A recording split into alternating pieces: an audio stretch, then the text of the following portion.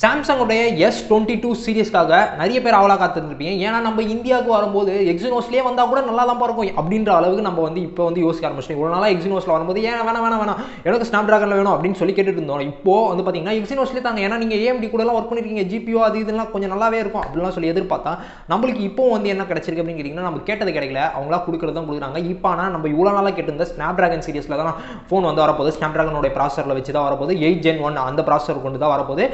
Snap ட்ராகனுடைய ஒரு இப்போதைக்கு இருக்க டாப் எண்ட் ஃப்ளாக்ஷிப்பான ப்ராசரோட தான் வரப்போகுது. அதில் எந்த பஞ்சாயத்துமே இல்லை. இது ஏற்கனவே ப்ரைஸிங்கு அது இதுலாம் பார்த்தீங்கன்னா ஃபாரின் கண்ட்ரீஸ்லாம் தெரிய வந்துருச்சு.